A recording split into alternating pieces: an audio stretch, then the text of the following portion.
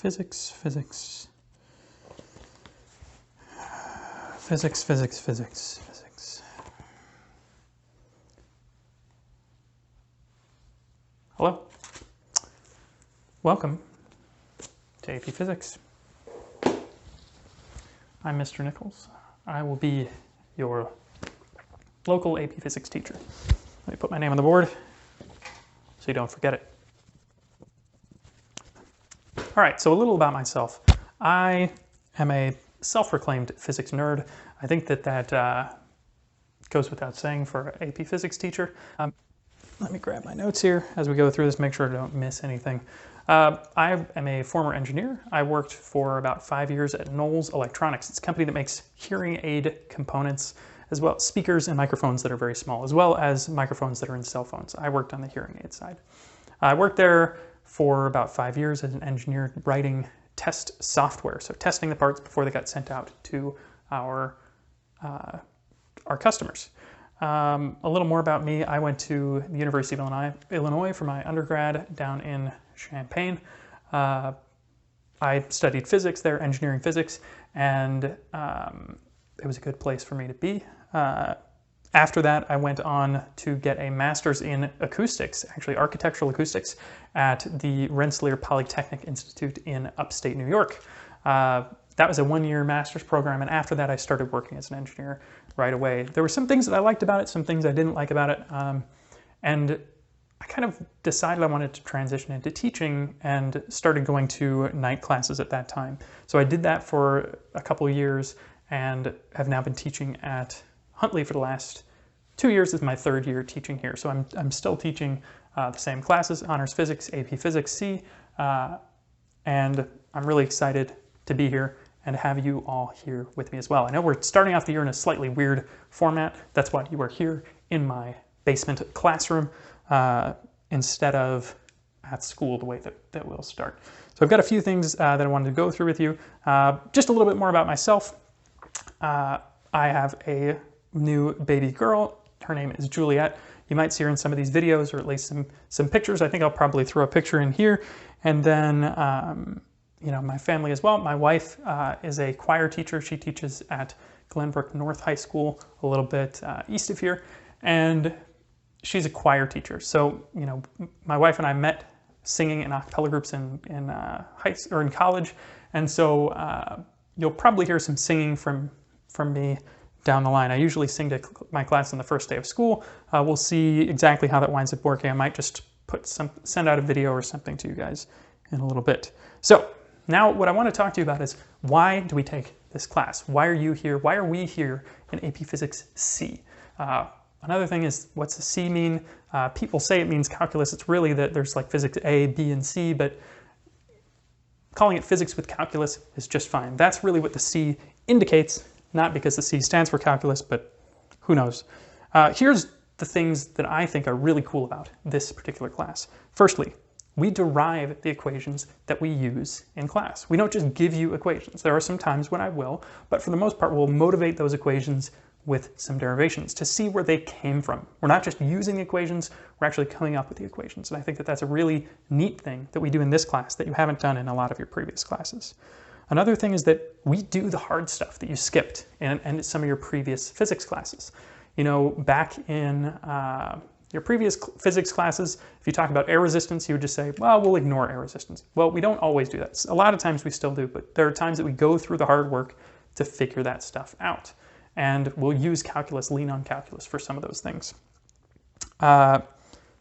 We want to understand more about the way the world works. And this is another way to see that just a little bit closer, see some of those interactions and relationships. And this is another place where you can apply the math that you've learned. You'll use vectors, you'll use your coordinate systems, you'll use calculus that you have learned or are learning this year, and apply them directly to real situations. And we're going to have some video labs, some labs and things that we're going to do that apply this math in ways that you hopefully, well, not hopefully you haven't done before, but that you might not have done before in some of your other classes. Another reason that we are all here is because we appreciate a challenge. This class is a challenge, and I'm glad that you've chosen to be here. It's going to take some hard work. I would say, you know, Traditionally, I've said about an hour a night outside of class, and that probably stands about the same now. We'll see sort of how we wind up structuring it, but we can't really cut back on that during this e-learning because we have 2 semesters of college work to get through in this class. I think that the 2 classes here, when they meet at University of Illinois, they meet about 6 hours a week for the first semester, and that's basically what we do first semester, and then 6 hours a week for second semester. I have you guys for, well, in a traditional calendar, 47 minutes a day. And this year, we're going to have that 47 minutes and then some couple hour and a half blocks, something like that. So we actually have less time than they have in those college courses.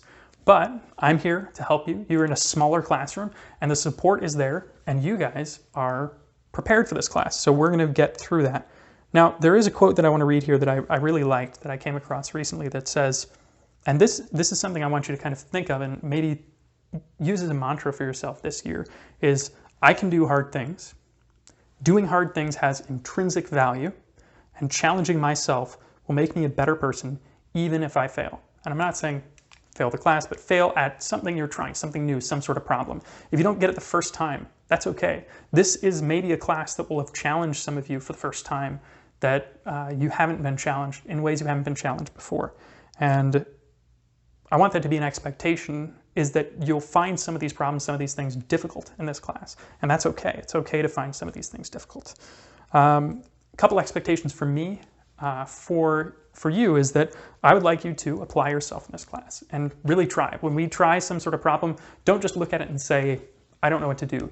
Just try something as you go through the work here. Don't let yourself fall behind.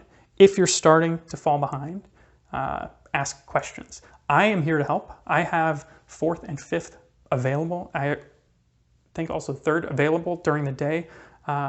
So I should have, my lunch should line up with your lunch. And I'll still be available for calls while we're remote, or in person while we're in person during those periods, to help with anything you need help with, as well as before or after school. If there are problems you're having trouble with, shoot me an email and I can, throw together a quick video or just type up something to explain what you might be having trouble with. I've done a lot of physics tutoring for the last 15, 20 years, and so I know how to explain some of this stuff, especially in a one-on-one situation. So if you're having trouble, please ask questions. I've even written that in all caps on here to make sure that that's something you talk about. So that's most of what I got for you here. A couple things I want to mention as well. I've got some summer review videos, as well as summer review problem sets that I'm going to be posting for you to do, to try to get done before the start of school. We've got 2 weeks left, and each of the problem sets that I put on are somewhere in the range of an hour to 2 hours. Right now I've got 4 or 5 of them, so there might be a couple more as well to finish up the last couple units. But this is just to kind of refresh people. If you took AP1 last year, you can probably breeze through them pretty quick. If you took physics, 3 years ago and are kind of forgetting it, this is some of the stuff to get you back up to speed on the basics. So there's no calculus involved in this. It's just the sort of basic definitions, calculations, going through kinematics, forces, a little bit of energy, momentum, that sort of stuff, to get people sort of up to speed so that we can just hit the ground running at the beginning of the year. Last couple of years, I've spent a lot of time going over that stuff in class, and I don't think it was really a useful use of our time in that case. So I'm going to ask you to do this summer. There's going to be some videos. There's going to be some problem sets. You should look at the videos, take notes, because you are going to be expected to know the things in those when you come into class. Not necessarily all of them. If you want to just sort of keep ahead of those as we go through the units, that's fine too.